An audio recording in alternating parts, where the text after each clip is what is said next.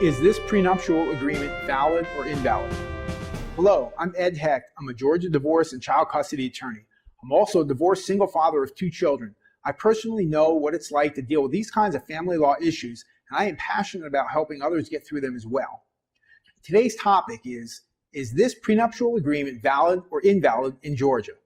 In a separate video, I discussed a conceptual overview of prenuptial agreements. Now in this video, I'm going to discuss the factors that make a prenuptial agreement invalid or valid. There are numerous requirements for a valid prenuptial agreement in Georgia. For starters, it must be voluntarily entered into by both parties. If there's evidence that coercion or duress was used to obtain one party's signature to the agreement could be thrown out by the court. Another requirement is that the parties be mentally capable of understanding the terms of the prenuptial agreement that they are entering into. There must be full disclosure by each party of their assets. This includes accurately valuing the assets, no hiding the ball by undervaluing assets. If there is evidence at trial that assets were deliberately undervalued or not disclosed at all, the entire prenuptial agreement could be declared to be invalid in a divorce proceeding.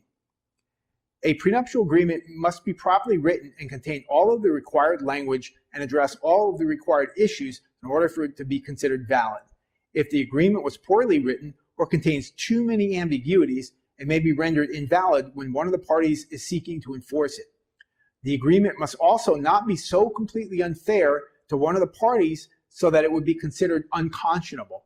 For instance, although parties can agree in the prenuptial agreement that there will be no alimony or spousal support to be paid in the event of a divorce, they do not have the right to sign away child support, because child support is the right of the child, not the parents, and the parents cannot waive it as part of a prenuptial agreement. So the agreement may be invalidated for this provision.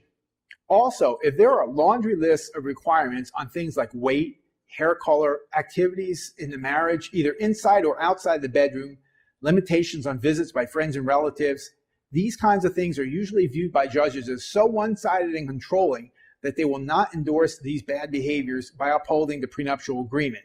They may invalidate the entire agreement as a result.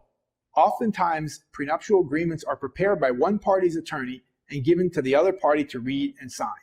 Although it's not a legal requirement in Georgia for each side to be represented by an attorney, the preparing party should strongly encourage their future spouse to consult an attorney for review of the prenup, and in some instances, it would even make sense to cover that cost.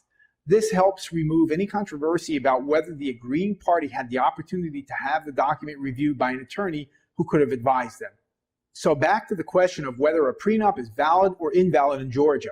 If the prenup passes all of the requirements I've just discussed, then there's a good chance it's valid. On the flip side, if any one of the prenup factors I've just discussed isn't met, you may be looking at a prenuptial agreement that can be invalidated. I deal with these kinds of family law issues all the time in my practice, so call me at the number you see on the screen and we'll talk about your questions. You can also visit Hecht Family Law and fill out the Contact Us form. Thanks for watching. I'm always happy to speak with you, and please click like or share if you're seeing this video on Facebook or YouTube so that others will see the information as well.